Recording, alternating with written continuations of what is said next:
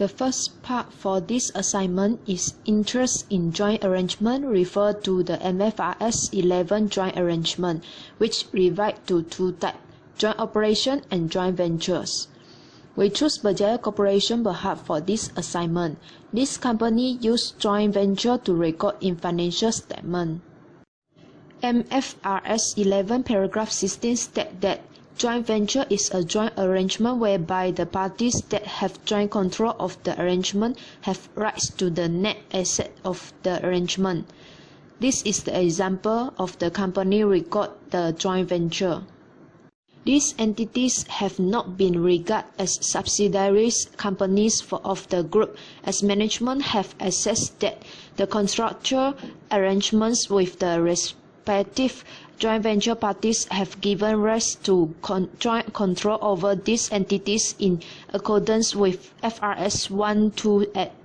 For MFRS 11 paragraph 24, a joint venture should recognize its interest in a joint venture as an investment and shall account for that investment using the equity method in accordance with MFRS 128 investment in associates and joint venture unless the entity is exempt from applying the equity method as specified in that standard.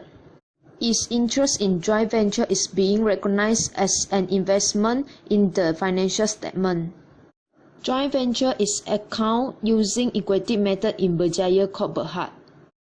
In MFRS 128 investment in associated and joint venture paragraph 10 state that first, initial recognitions of investment is at cost and subsequent fluctuations in the carrying amount is to recognize the investor's share of the profit or loss of the investee after the date of acquisitions.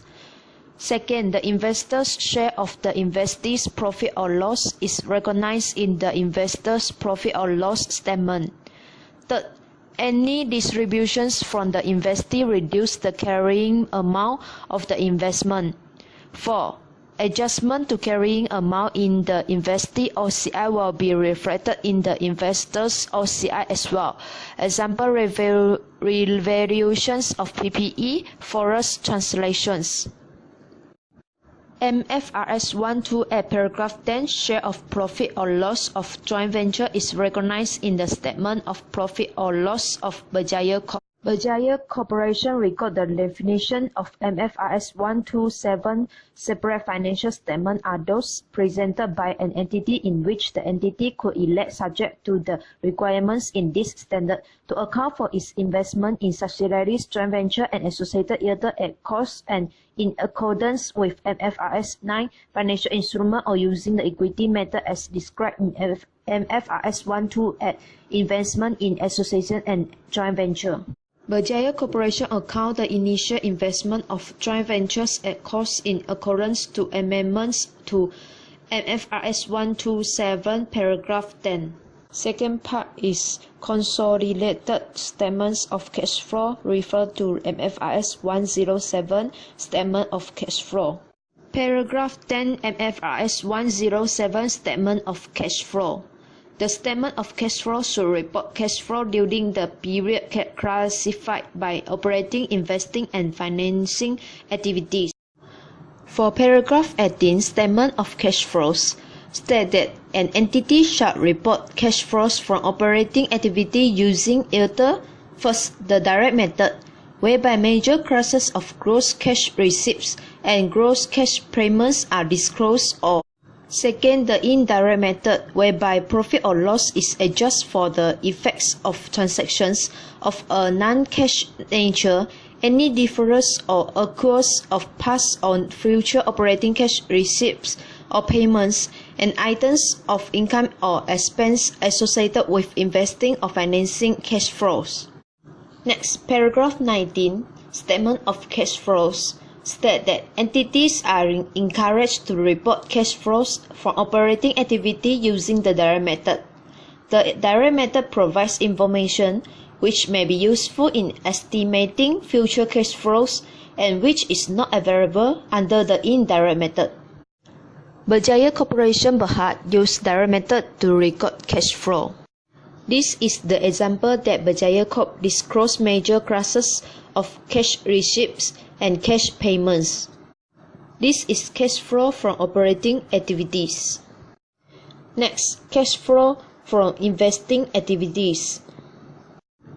And then the financing activity cash flow. Closing balance of cash and cash equivalents of Berjaya Corp. Disclosed at Statement of Financial Position. The last part of this assignment is MFRS 121, the effects of changes in foreign exchange rates. 3 steps to record the foreign currency in MFRS 121 is: first, paragraph 9 until 14, determine functional currency. Second, paragraph 20 until 37, reporting foreign currency transaction in the functional currency. Third, paragraph 38 until 50, translation to the presentation currency and translation of a foreign operation.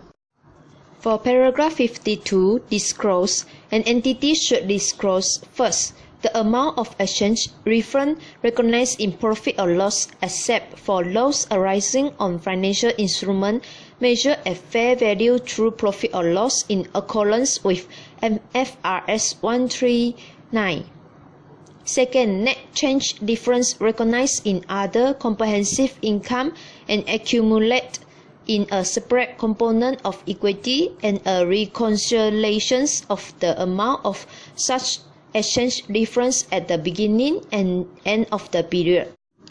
This is accounting policy Berjaya Corp on change in foreign currency, which the consolidated financial statements are presented in Ringgit Malaysia and record in the functional currency using the exchange rate prevailing at the dates of the transactions. Paragraph 39 states that assets and liabilities are translated at the closing rate prevailing at the reporting date. Income and expenses are translated at average exchange rate for the financial year. All resulting exchange difference are recognized in other comprehensive income and accumulate in a separate component of equity under the header of Foreign Currency Translation Reserve. Berjaya Corp had recorded the foreign currency translation and foreign currency reserve in the Statement of Comprehensive Income. For paragraph 41, MFRS 121 states that cumulative amount of the exchange difference is presented in a separate component of equity. This is all types of foreign currency being used by Berjaya Corp.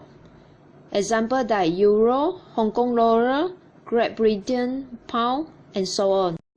That's all for all our assignment. Thank you for watching.